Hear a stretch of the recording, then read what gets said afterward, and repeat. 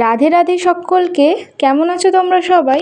চলে এলাম আবার একটা নতুন ভিডিও নিয়ে। আজকে তো ছিল আমাদের গোপু সোনার হ্যাপি বার্থডে, অর্থাৎ এটা কিন্তু জন্মাষ্টমীর স্পেশাল ব্লগ। আর বাড়িতে তো এইদিকে মা আর কাকিমা মিলে সমস্ত আয়োজন অলরেডি শুরু করে দিয়েছিল। একটা পুজো বলে কথা, সকাল সকাল তো অবশ্যই ঘুম ভাঙবেই। আর একেবারে ফ্রেশ হয়ে চলে এসেছি রান্নাঘরে নিজের জন্য একটু চা বানাতে। আরে এত কাজবাজ করব, সকালবেলা একটু এনার্জি ড্রিঙ্ক খাবো না, তাই কি হয়? যদিও মা কাকিমা কিন্তু নির্জলা উপোস করেছিল সারাটা দিন।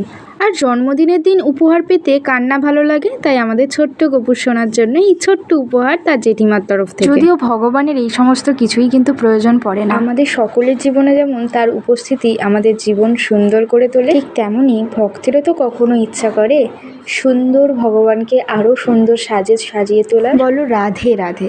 আজকে এই জন্মদিনে গোপু সোনার কিন্তু প্রিয় তালের জিনিস কিন্তু অবশ্যই রাখতেই হবে। তালের বড়া, তালের পিঠে, এই সমস্ত জিনিস বাদ দিয়েও আরো অনেক কিছু বানানোর চেষ্টা করেছিলাম আমরা গোপু সোনার প্রিয় খাদ্য তালিকার মধ্যে। আর আমাদের বাড়ির গোপু সোনাকে যেহেতু কাকিমা নিজের ছেলে বলেই সেবা করেন, তাই কিন্তু ভগবানকে আমরা গোপু সোনা বা ভাই বলে সম্বোধন। আর ওই দিনের ওয়েদারটা কিন্তু ছিল ভীষণ ঝকমকে, যদিও খুব বেশি গরম ছিল না, তবে ছিল একটু গরম। আর দুপুরবেলায় বেরিয়েছিলাম কয়েকটা জিনিস কিনতে, তো ওই সমস্ত জিনিস কিনলাম, যদিও দোকানে কিন্তু সেই দিন প্রচণ্ড ভিড় ছিল। বাড়ি ফিরে কিন্তু আমরা সবাই লাঞ্চ করে নিয়েছিলাম, আমরা মানে আমি, বৌদি আর পিউ। আর এই দেখো আমরা এসেছিলাম মিয়ামোড়ে গোপু সোনার জন্য কেক আনতে।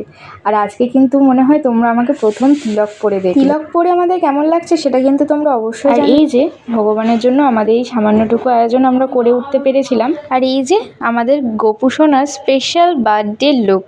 জন্মদিন বলে কথা, গোপু সোনার কেক তো কাটতেই হবে, তাই গোপু সোনা কিন্তু তারপরে একটু কেক কাটিংও করে নিয়েছে। আর এদিকে তো হচ্ছিল পুজো, আর আমরা করছিলাম সবাই মিলে কীর্তন।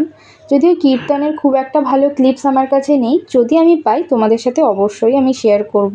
আর বাড়ির পুজো শেষ হতেই গিয়েছিলাম আমার মাস শাশুড়ির বাড়ি, মানে হচ্ছে তোমাদের প্রিয় শিবমের বাড়িতে। তো ওখানে তো গিয়ে দেখলাম অলরেডি পুজো শুরু হয়ে গেছে, আর শিবম কিন্তু ওখানে আরতি করে নিচ্ছে। তো আমি অনেকক্ষণ বেশ বসে বসে আরতি দেখছিলাম, পুজো দেখছিলাম, বেশ ভালোই লাগছিল। তারপরেই তো মাসি দিয়ে গেছিলো আমাকে এক থালা প্রসাদ, যেটা আমি সমস্ত কিছু খেতে পারিনি, কিন্তু সব কিছুই আমি ট্রাই করেছিলাম। আজকের দিনটা এইভাবেই কাটলো। দেখা হচ্ছে নতুন একটা ভিডিওতে। বলো রাধে রাধে।